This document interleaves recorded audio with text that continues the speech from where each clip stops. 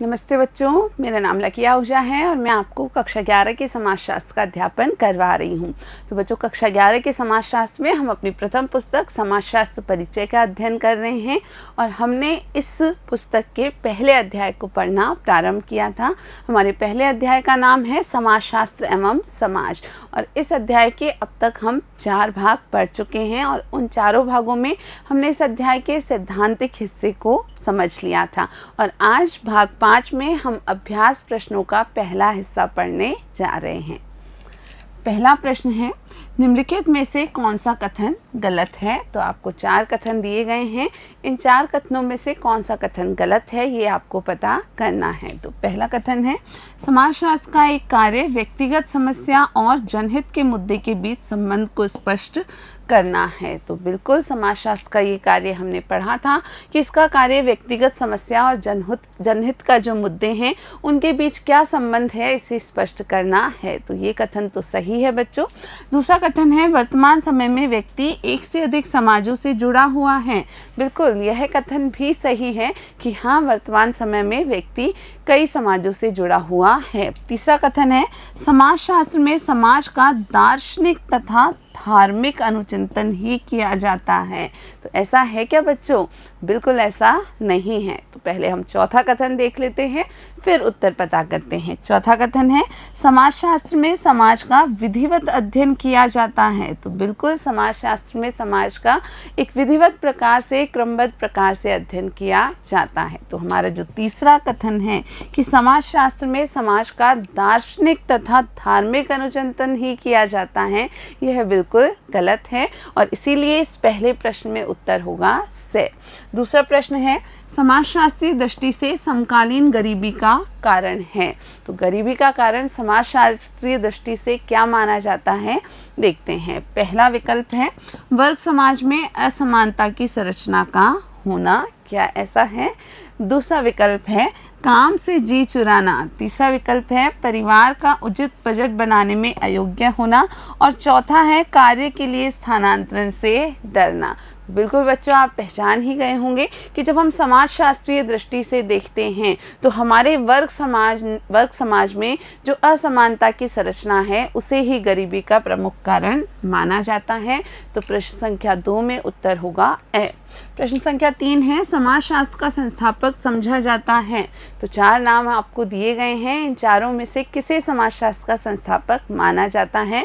विकल्प अ है August Comte को, विकल्प ब है एमाइल दुर्खिम को, विकल्प स है कार्ल मार्क्स को और विकल्प द है मैक्स वेबर को। तो बिल्कुल आपको याद ही होगा बच्चों कि समाजशास्त्र का संस्थापक माना जाता है ऑगस्ट कॉम्ट को। प्रश्न संख्या 4 जो है इसमें है, औद्योगिक नगरों की निम्न में से कौन सी विशेषता नहीं है? तो 4 यहाँ आपको विशेषताएं दी गई हैं, इनमें से कौन सी विशेषता औद्योगिक नगरों की नहीं है? तो पहली विशेषता है फैक्ट्रियों का धुआं और कालिख। तो बिल्कुल औद्योगिक नगरों में ही हमें फैक्ट्रियों का धुआं और कालिख देखने को मिलता है। दूसरी विशेषता है, नई औद्योगिक श्रमिक वर्ग की भीड़भाड़ वाली बस्तियां, गंदगी और सफाई का नितांत अभाव। तो बिल्कुल औद्योगिक नगरों में ही ऐसी बस्तियां हमें देखने को मिलती हैं। तीसरा है, द्वितीयक सामाजिक संबंधों की बहुलता। तो हाँ, औद्योगिक नगरों में द्वितीयक सामाजिक संबंध बहुत अधिक देखे जाते हैं। और चौथा दिया गया है, प्राथमिक सामाजिक संबंधों की बहुलता। तो औद्योगिक नगरों में प्राथमिक सामाजिक संबंध बहुलता से नहीं मिलते हैं, बल्कि ये काफ़ी कम मिलते हैं। तो प्रश्न संख्या 4 में उत्तर होगा द। प्रश्न संख्या 5 है, समाजशास्त्रीय उपागम आर्थिक व्यवहार का अध्ययन करता है। तो समाजशास्त्रीय उपागम में आर्थिक व्यवहार का अध्ययन किस प्रकार किया जाता है वो ये बताना है। तो देखते हैं 4 विकल्पों को। विकल्प अ है, वस्तुओं और सेवाओं के उत्पादन एवं वितरण की क्रियाओं के रूप में। क्या समाजशास्त्रीय उपागम इसी दृष्टि से अध्ययन करता है? दूसरा विकल्प है, आर्थिक चरों के अंतर संबंधों के वर्णन के रूप में। विकल्प स है सामाजिक मानकों, मूल्यों और हितों के व्यापक परिप्रेक्ष्य में, और विकल्प द है कीमत, मांग एवं पूर्ति के संबंध के रूप में। वास्तव में आर्थिक व्यवहार की जो समाजशास्त्रीय उपागम की चर्चा करते हैं हम, वह हमें याद रखना होता है कि समाजशास्त्र में आर्थिक विकास को या आर्थिक व्यवहार को सामाजिक मानकों, मूल्यों और हितों के व्यापक परिप्रेक्ष्य में ही देखा जाता है। तो प्रश्न संख्या 5 का उत्तर है स। प्रश्न संख्या 6 है सी राइट मिल्स समाजशास्त्रीय कल्पनाओं पर अपनी दृष्टि किस बात पर टिकाते हैं।